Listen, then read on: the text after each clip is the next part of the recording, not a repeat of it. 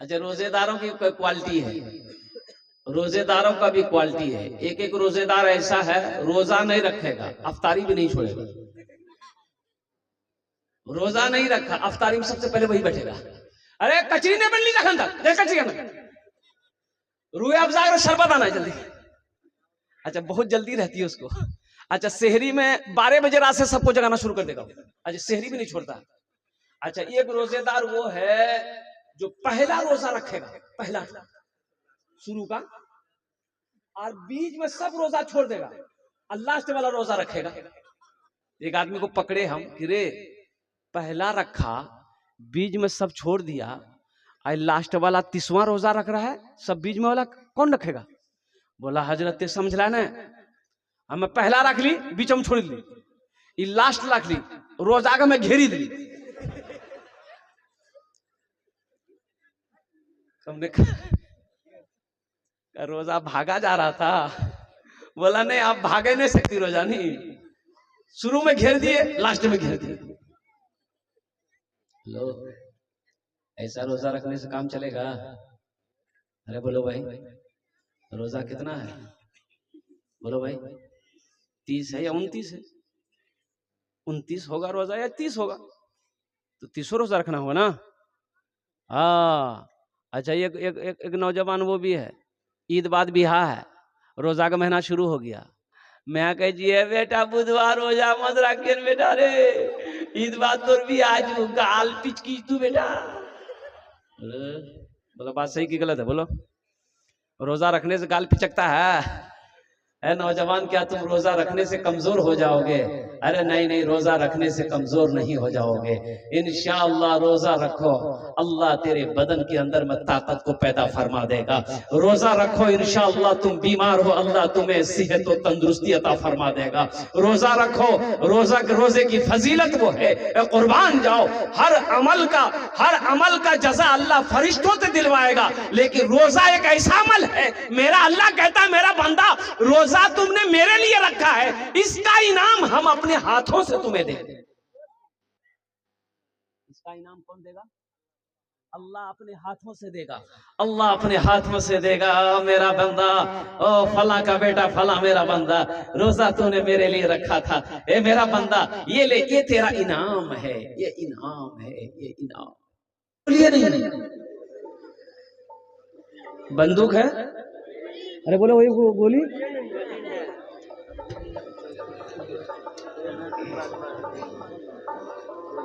हमारी मस्जिदें वीरान है, हमारी मस्जिदें वीरान है, कुर्बान जाओ। एक गाय मस्जिद में घुस गई, इमाम साहब निकले हुजरे से लट्ठी लेके 4-5 लट्ठी मारा, गाय को भगाया। गाय वाला उधर से आ गया, कने मान लगते गाय कने मान लो। मरदूद, गाय मस्जिद में घुसेगी, गोबर कर देगी, मारेगा नहीं? बोला अरे वो जानवर नहीं चील हो, हम राते कहियो देख रहा मस्जिदों में। बोला हाँ बात सही, बात समझ में आ रही है ना? और वो जानवर न था, इसीलिए मस्जिद में आ गया। हमको कभी देखे मस्जिद में? मुसलमानों, होश में आओ, जगिए, अपनी मस्जिदों को आबाद कीजिए। आसाम में 800 मदरसे में ताले लगा दिए गए। कितने मदरसे में? 800 मदरसे में ताले लगा दिए गए, ये कह करके कि यहाँ पर पढ़ाई नहीं होती है, तालीम नहीं होती है, ये बच्चों को दहशतगर्द बनाया जाता है, इसलिए इन मदरसों में ताला लगाओ। बड़ा बड़ा मदरसा को ताला लॉक कर दिया गया। बच्चे अपने अपने घर चले गए, असातिज़ा इकराम अपने अपने घर चले गए। कई सालों से मेहनत करके अल्हम्दुलिल्लाह इतने बड़े बड़े इदारे को बनाया गया था, आज उन इदारों में ताले लगा दिए गए। इसलिए अब भी वक्त है, इसलिए कि आप किसी से मुकाबला कैसे करेंगे? तालीम नहीं होगी तो आप मुकाबला कैसे करेंगे? कलम से करनी है, मुकाबला कलम से करेंगे। हम कानून से मुकाबला करेंगे, लेकिन तालीम होगी तब ना कानून लड़िएगा। एक लड़का देखा, चश्मा पहना हुआ था और कोट पहना हुआ था, पैंट पहना हुआ था, और एक गांव में गया, उसकी शादी वहीं हुई थी शायद। एक बुढ़िया दौड़ी, खत लेके, बेटा है हीरो हीरो हीरो बेटा है, मैंने खत पढ़ के बेटा सुना दो, ये मेरा बेटा दिल्ली में रहता है, खत भेजा है, पढ़ के सुना दो। वो नौजवान रुका, खत को खोला, चश्मा उतारा और देख के रोने लगा, खत देख के रोने लगा। तो बूढ़ी आजम जी के मोर बेटा को चुभा गया। बुढ़िया पूछ रही कि बेटा क्या हुआ, तुम रो कह रहा है? इसका मतलब है कि मेरा बेटा बीमार है, चाहे मेरा बेटा को कुछ हो गया। अब बुढ़िया को रोते देखा, उसकी बेटी जो अंदर से की मां रो रही है, वो भी आके वो भी रोने लगी।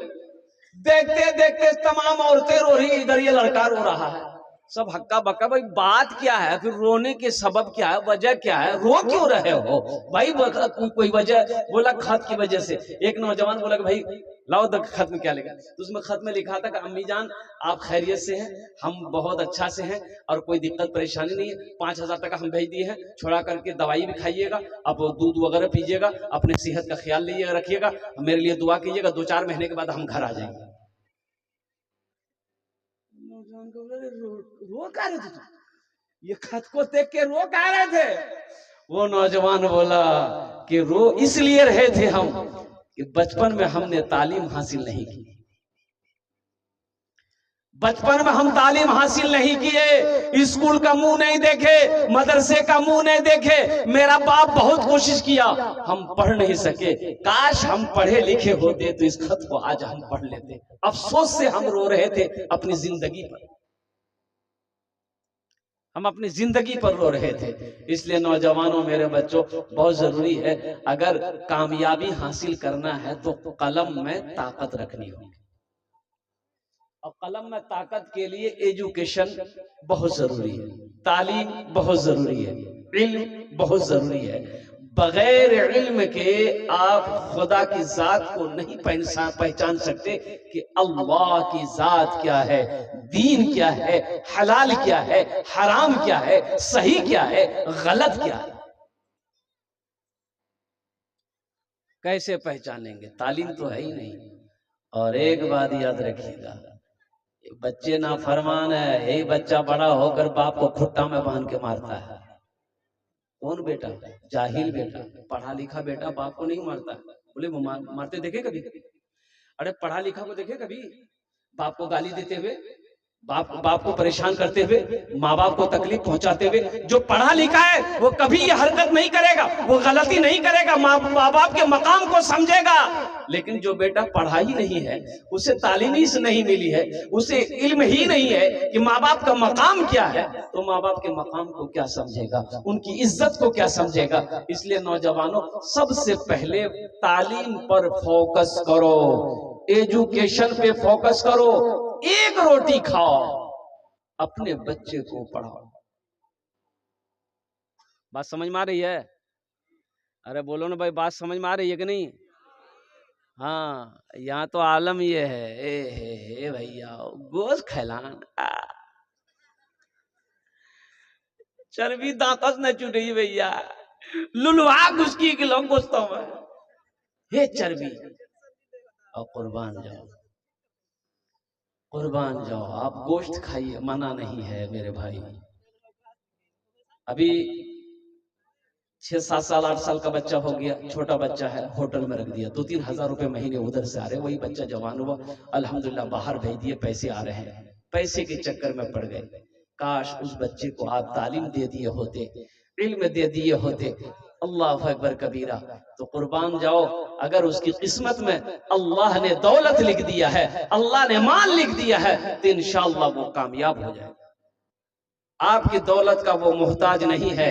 तो जरूरी ये है कि आप अपने बच्चे को तालीम से आरास्ता करें। हजरत मौलाना मुशफिक साहब दामद बरकातहूम ने बहुत अच्छी पहल की, अल्हम्दुलिल्लाह सुम्मा अल्हम्दुलिल्लाह।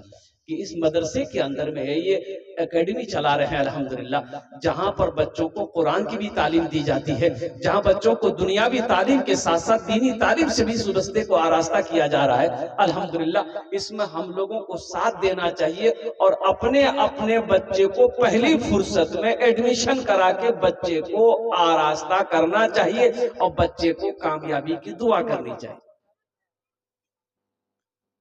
मेरे भाइयों, मेरे दोस्तों, मेरे नौजवानों, मेरे बुजुर्गों, कुर्बान जाइए, अपनी जात को पहचानिए हम क्या है, अपनी जात को पहचानिए कि हम क्या हैं, अपने वजूद को पहचानिए कि हम क्या हैं।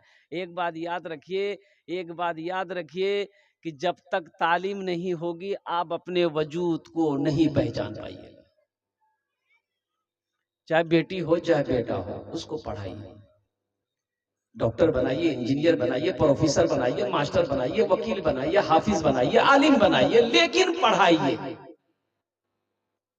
लेकिन अरे बोलो भाई, लेकिन एक मौलवी साहब से एक नौजवान ने कहा कि हजरत बस एक सवाल का जवाब दे दीजिए। बोला क्या? बोलो। बोला सोच लीजिए, अगर जवाब सही नहीं हुआ तो 500 रुपया फाइन लग जाएगा। बोले कौन सवाल है? ये कौन सवाल है? बोला सवाल ऐसा है। तो हजरत बोले कि ये सवाल का जवाब अगर हम तुमको नहीं दे पाएंगे तो तुम ही दे देना। बोला नहीं, अगर हम भी नहीं दे पाएंगे तो हम 50 टका देंगे। बोला क्या है? हमसे 500 टका लेगा, आज तुम 50 टका देगा। बोला कि हजरत इसलिए कि आप आलिम हैं, हम जाहिल ना हैं। बोला ठीक है, करो, क्या सवाल है? तो ये नौजवान बोला कि हजरत बताइए वो कौन ऐसी चिड़िया है जो आसमान में उड़ते हुए अपने पैर को सर पे रख लेती है। हजरत ने बहुत गौर किया कि भाई चिड़िया जब भी उड़ती है उसका पैर नीचे रहता है बैलेंस के तौर पर, सर पे नहीं रहता है। 1 घंटा हो गया, हजरत सोचते सोचते परेशान हो गए, पसीना पहुंचे। हजरत बोले बाबू हमारा नहीं पता। बोला निकाला पंसरिया। तो हजरत 50 टका उसको दे दिए।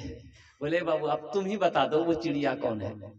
तो 500 टका में से 50 टका हजरत को दे दिया। बोला हमको पता नहीं जा वो चिड़िया कौन है। अपने बच्चे को तालीम दो, अपने बच्चे को पढ़ाओ, मकाम है। कुर्बान जाओ, अल्लाह अकबर कबीरा। हिंदुस्तान को आजाद कराने में सबसे बड़ी कुर्बानी अगर किसी ने दी है तो वह आलिम दीनों ने दिया है। जितने उलमा ने अपनी गर्दन को कटवाया है हिंदुस्तान को आजाद कराने में, उतना किसी ने अपनी गर्दन को नहीं कटवाया।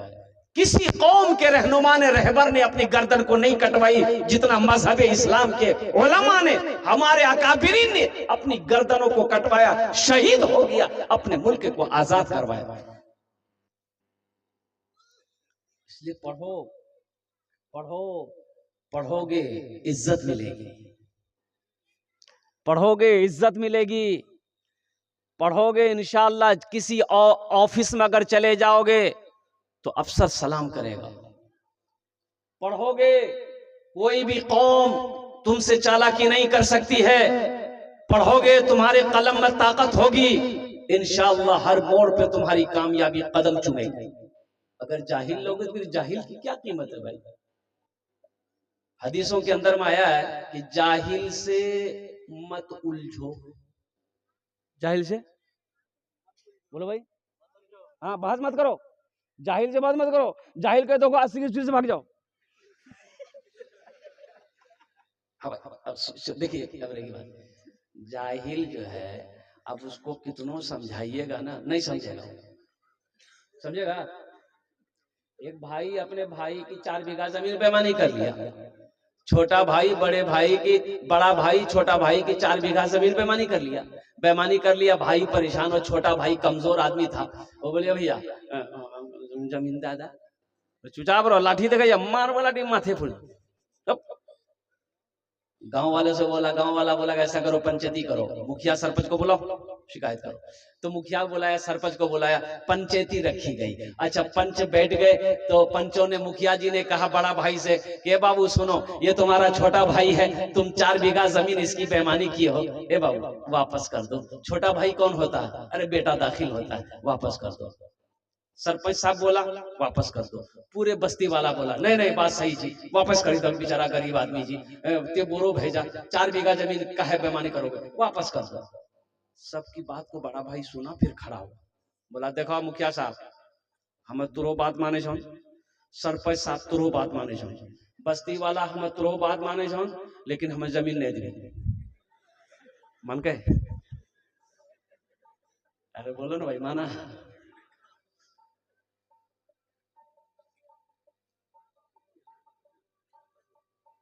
तो बस्ती वालों ने कहा कि छोटे भाई को सब्र कर लो, ये जमीन नहीं देगा, अल्लाह इसका इंसाफ करेगा। कुछ महीनों के बाद बड़ा भाई हज की तैयारी कर लिया, हज में जाएंगे, हज में जाएंगे, पूरी मुकम्मल तैयारी कर लिया। अब जिस दिन हज में निकलना है तो उस इलाके के जो आलिम साहब थे उनसे मिलने चला गया कि हजरत से मुसाफा कर लेंगे और दुआ की दरखास्त करेंगे ताकि मेरा सफर आसान हो जाए। तो हजरत के पास गया, बोला हजरत सलाम अलैकुम, हजरत बोले के वाले, अच्छा हजरत वाकिफ थे, पक्का 1 नंबर बेईमान है। तो हजरत पूछे कहाँ जा रहे हैं, बोला अल्लाह तेरा मालूम नहीं जाना, हम हज कर ली। तो हजरत ने कहा कि पीछे का सारा मामला ठीक ठाक है, बोला अल्लाह हम तो फाइनल है। बोला अच्छा, जो भाई का 4 बीघा जमीन बेईमानी किए हो, बोला हजरत उसी को माफ कराने के लिए तो हम जा रहे हैं। तो हजरत ने कहा कि नौजवान नादान, तू एक हज की बात करता है, एक हज की बात करता है, 100 हज भी कर लेगा, अल्लाह तेरे हज को कबूल नहीं करेगा उस वक्त तक जब तक बेईमानी की भी जमीन अपने भाई को वापस नहीं कर दे। इसलिए नौजवानों तालीम हासिल करो। अभी देखिएगा अल्हम्दुलिल्लाह सुम्मा अल्हम्दुलिल्लाह, 2022 की रिपोर्ट में बता रहा हूँ, नौजवानों कॉलेज यूनिवर्सिटी स्कूल के नौजवान बच्चे हमारे यहाँ पर बैठे हुए हैं। अल्हम्दुलिल्लाह सुम्मा अल्हम्दुलिल्लाह, नीट का एग्जाम हुआ, MBBS डॉक्टर का एग्जाम हुआ, पूरे हिंदुस्तान के अंदर में 1800 बच्चे नीट का एग्जाम में मदरसे का बैठा, 1800 बच्चे, वो तमाम के तमाम बच्चे हाफिज कुरान थे। क्या थे?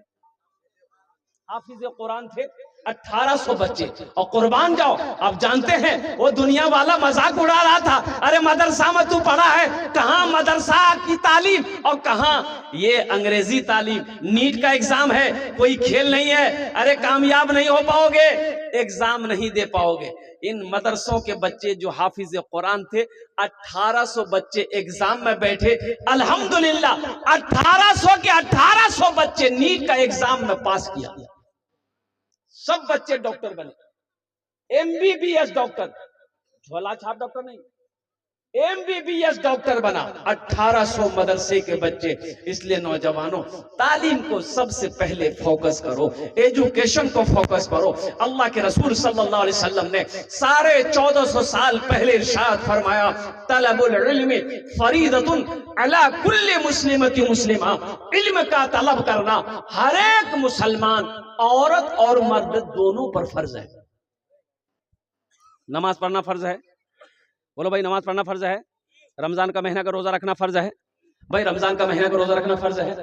रमजान का महीना आ भी रहा है, शाबान की चांद नजर नहीं आया है, इंशाल्लाह शाबान का चांद आज नजर आ जाएगा, आज नजर आ जाएगा, क्योंकि तारीख बदल गई है ना, शाबान के चांद नजर आ जाएगा। शाबान के बाद, अरे बोलो नहीं हो, शाबान के बाद तो रमजान की तैयारी हो रही है, हैं?